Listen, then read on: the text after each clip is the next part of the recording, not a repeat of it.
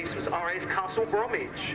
They then moved to RAF Shawbury, an airfield that's certainly part of the team here for the air show. Then they moved to Cosford for a short period, allegedly, back in 1978, and have been there ever since.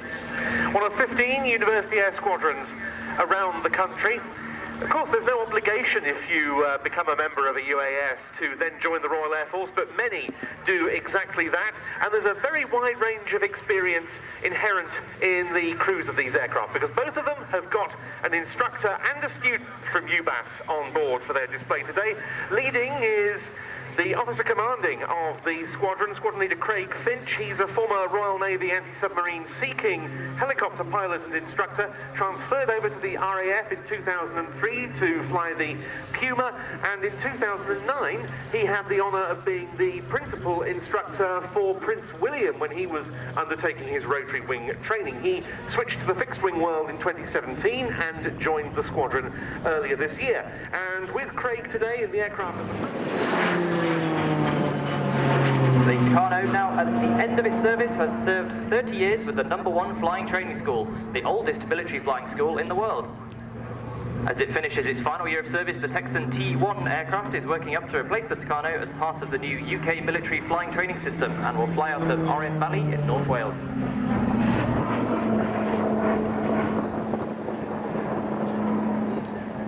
Demonstrating a high level of handling skill, Liam will now complete a slow roll as he passes in front of you. This is one of many manoeuvres taught to all students as they progress through basic fast jet flying training, and this teaches young aviators the handling skills required to appreciate the complexities involved when dynamically manoeuvring an aeroplane.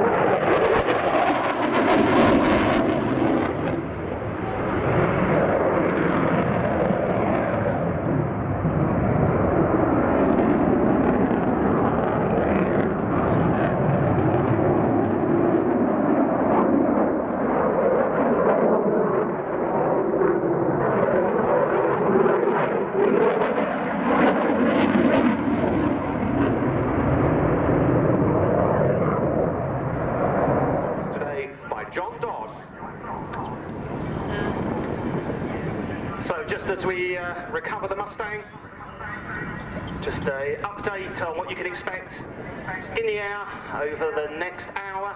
Next display item already airborne and will be running into commence display in just a few moments time. That is the unmistakable shape and sound of the RAF Chinook. We're then going to follow that up with the Sea Fury, and then at 1:20 the Global Stars, two-ship formation team, will then hand over to the might of the Army. The Chinook Force are all about teamwork, and we remain ready to respond to national and global events at a moment's notice. And there we go. Ladies and gentlemen, boys and girls, there's the crew coming to the hover one final time for you. And this is your chance to show them your appreciation for demonstrating the aircraft to you today. Please do give them a big wave before they haul our 15-ton machine backwards into an over-the-shoulder departure.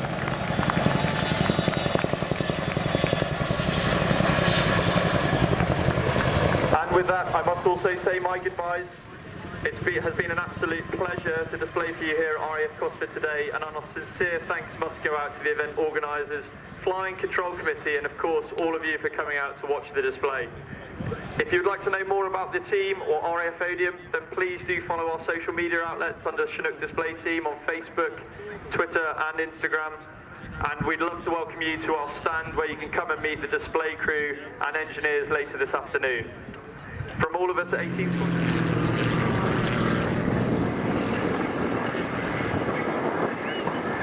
And this is especially impressive given the fact, Andy, that we've got two dissimilar aircraft types. From every angle, it's a marvellous display. I mean, the conditions, as we all know, have worsened in the last 15 minutes or so, but these aircraft are on rails.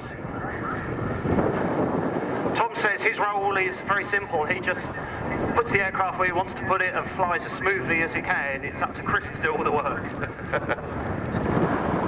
That's sort of partially true. So cameras ready, ladies and gentlemen. Just the team pull up again to the vertical. That smoke certainly created an interesting effect against that very dark backdrop as the team roll out onto the V-axis. And they're pulling up now for another stall turn, but this time out in front of you, so a very good opportunity to see the synchronicity as well as the planforms of the two aircraft. They've got 5 regular formation pilots on strength in this team, which was created by Mark Jeffries, multiple British aerobatic champion and one of the most successful British pilots at international contests. In towards us for a break.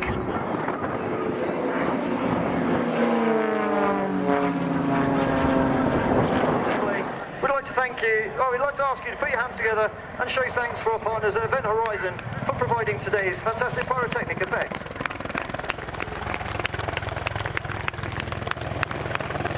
Ladies and gentlemen, if you're out capturing photographs today, this may be one that you'd like to take home with you, so please do have your cameras at the ready for a final time.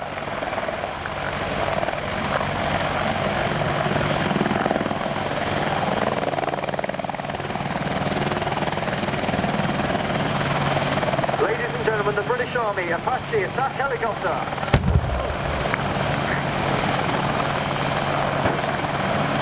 That concludes today's demonstration of the Army Air Corps Apache helicopter. So on behalf of the whole team, Major Fitzway, Staff Sergeant Skelding and Gunship will now perform the customary bow to thank you for your support. So please do give them a wave, put your hands together and show your appreciation for their efforts today.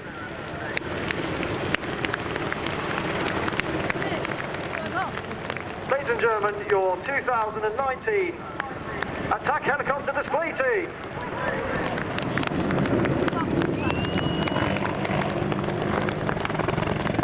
To finish, I'd just like to remind you that you can visit us on social media for more team news and information on upcoming displays. Feel free to share your pictures of the day using the hashtag AHDT. It's appreciated by the team and indeed other followers of the pages. You can find us by searching Facebook and Instagram with Attack Helicopter Display Team, or on Twitter at AHDT. If you'd like to meet today's pilots, they will be available after they land at the Apache static display located at the base of the tower. We wish you an enjoyable rest of your weekend, and as ever, we thank you for your ongoing support to the British Armed Forces. Well, ladies and gentlemen, boys and girls, once again, top stuff from the Attack Helicopter Display Team 2019. Aircraft have gone into echelon and they're about to fly what they call the waterfall.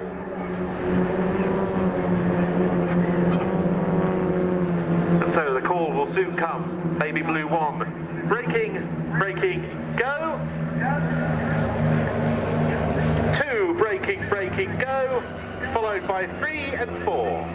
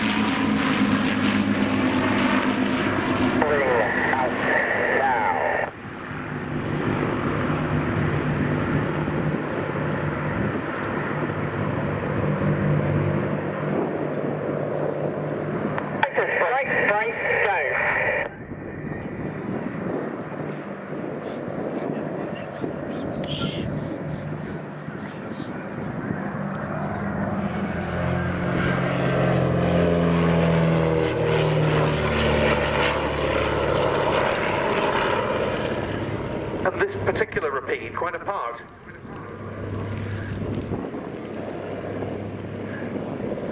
From its connection with RAF Cosford is a remarkable machine indeed.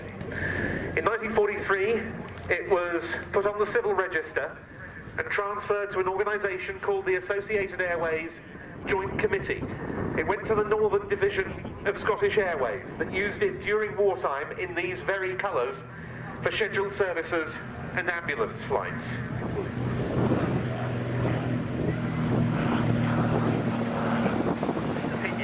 I like side-by-side. No, I like tandem. Yeah, one former jet provost instructor I spoke to a couple of years ago, who ends up playing sailing with their Catalina flying boat at Duxford.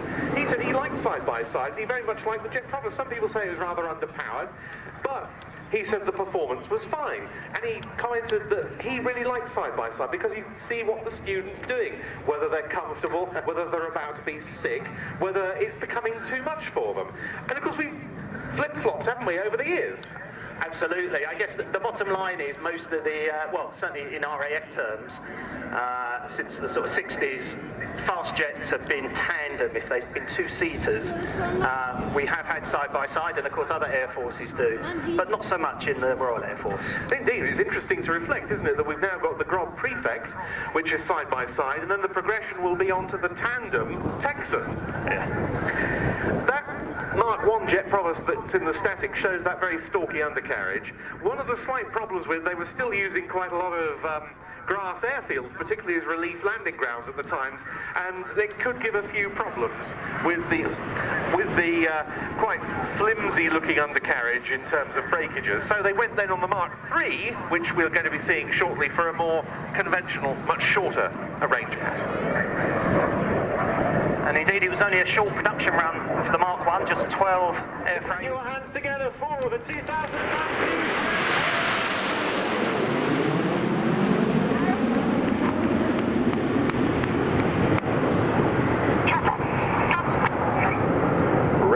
Leads the aircraft over in big battle formation, the red, white and blue smoke trailing behind as they pull up to the vertical. Red 1 calling the aircraft into short diamond. Over the top of the loop, 5,000 feet above us, it's Red 1 leading the formation. That's squadron leader Martin Pert.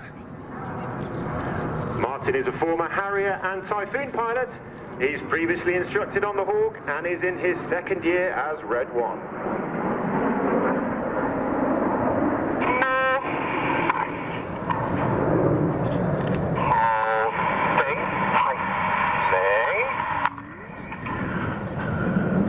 Of Red 1 in Diamond is Red 2, one of our new pilots for 2019. That's Flight Lieutenant Damo Green. Damo has previously flown the Hawk on 100 Squadron, and he joins the Red Arrows from the Typhoon Force.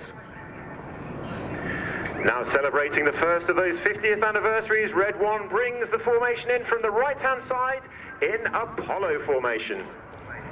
Get those cameras ready for the Apollo roll.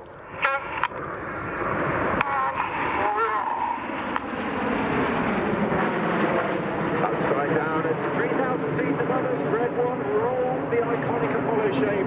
Reds 4, 5, 8 and 9 smoking as they go.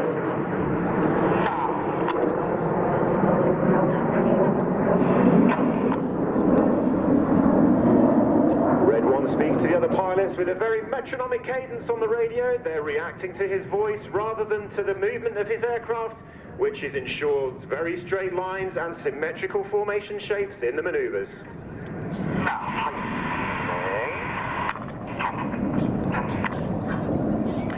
Well, as Apollo moves off to our left-hand side, the smoke comes back on. Red 1 has called them into Concorde formation. Concorde, that great feat of Anglo-French engineering, combining engineering excellence with a beautiful design. As the aircraft come towards you, you'll see the front aspect of Concorde. Red 6 and 7 forming the engines underneath, as if the aircraft was on approach to Heathrow.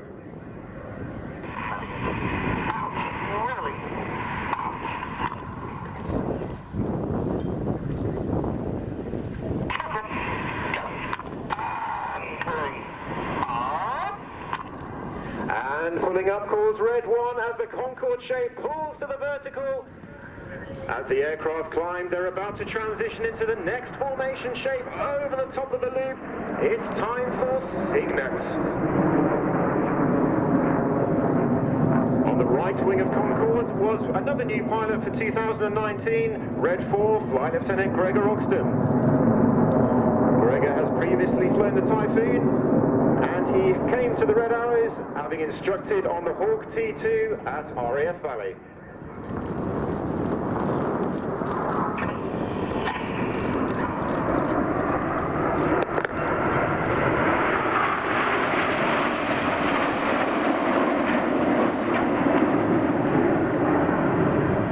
Red 1 leads Cygnet off to the right-hand side, the smoke goes off, and he calls the aircraft into a very technically difficult formation position.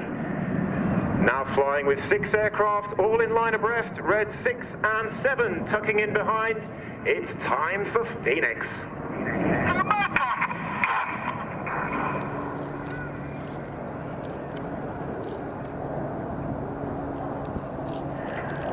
On the left of Red 1 in Phoenix is Red 3, Squadron Leader Mike Bowden. Mike has previously done 4 years on the team, and he returns whilst David Simmons recovers from injury. Get those cameras ready, the colour is about to come on for Phoenix.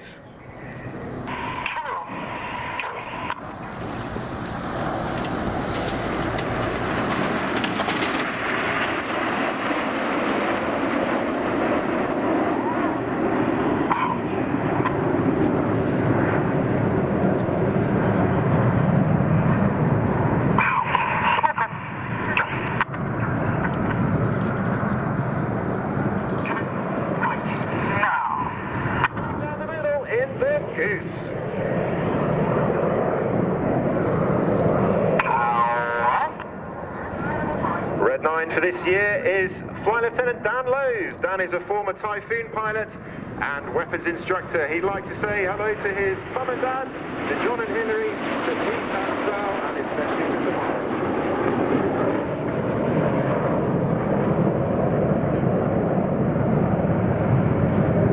As Red 1 leads the aircraft off to the left-hand side with a coloured smoke, it's about to change to white. See that guy out there? Just like in the explosions.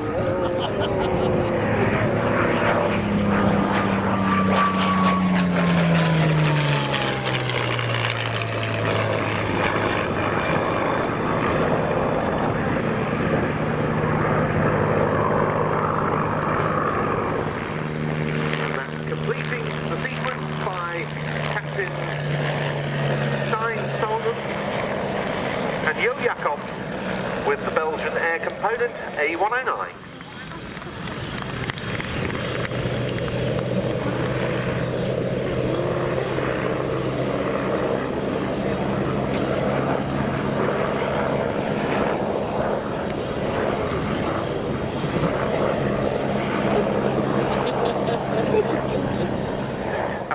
That says no AOA limits, no angle of attack limits. This is because of the new flight control software that the Swiss Hornets have got.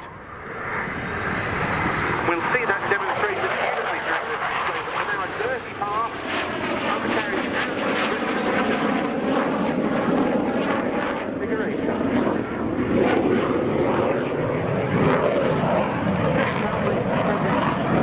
Just a little low for Nicolas to put on his full fly show, so he's opted at the outset initially for his medium show. Nonetheless, a really impressive demonstration of this aircraft's capabilities.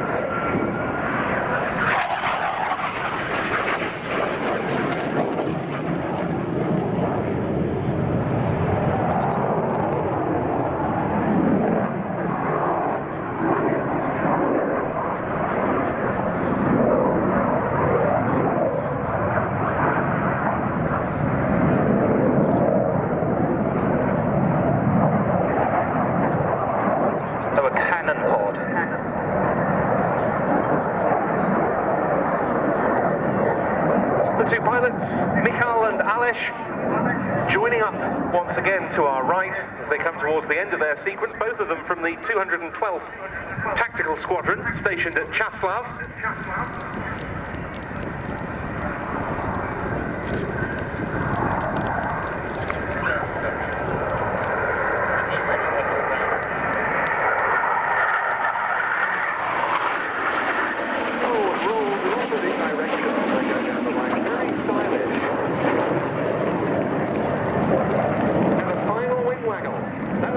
Display. That was an excellent Historic aviation in the UK. That's a growth area at the moment. It's historic helicopters. Quite apart from Andrew Whitehouse's fleet, we've got the Gazelles and the Gazelle Squadron display team, which we've had here before. There's the Scout and the Sioux of the historic Army aircraft flight. Numerous Westland Wasps. A couple of Hueys. The Hughes OH-6, the Loach. Hopefully a Bell Huey Cobra to follow in due course. And overseas, as we saw at this show last year, the incredible spectacle of the Bristol Sycamore, operated by the Flying Bulls in Austria.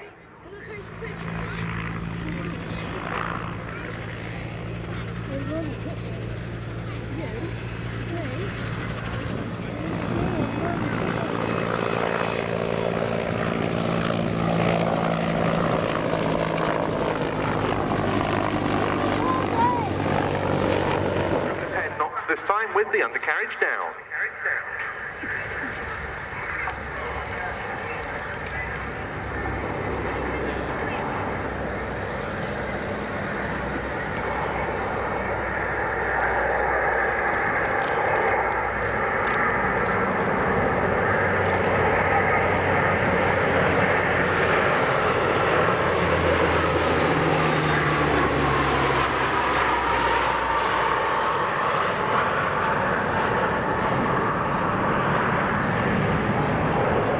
It demonstrates this aircraft's longevity.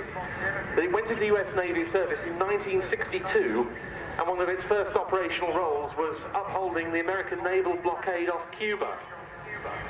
And here we are, more than 55 years later, and it's an aircraft type that in German Navy service alone is due to carry on until well into the 2030s. So in a typical...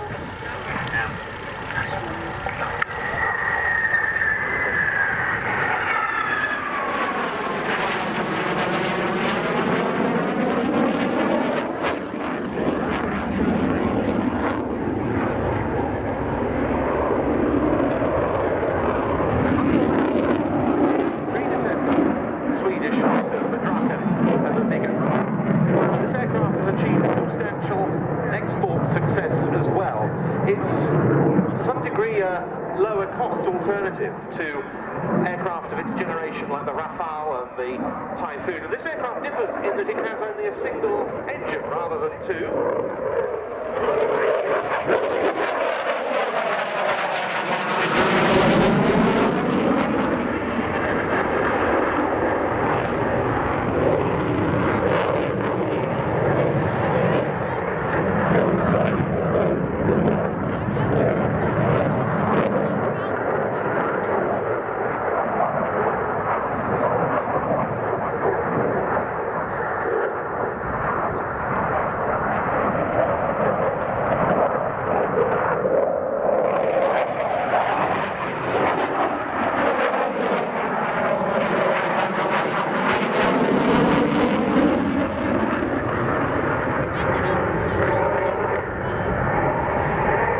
Of Sweden's tactical position, they have an interesting design philosophy on a lot of their aircraft. They are built, designed from the bottom up to be deployable, to operate from motorways, from unprepared strips. Engine change on this aircraft can be done by a team of 3 in 1 hour and can be serviced, turned around, rearmed and refueled in very few minutes by crew just working out the back of a truck. And of course, able to operate in pretty extreme weather conditions as well. Really impressive all round.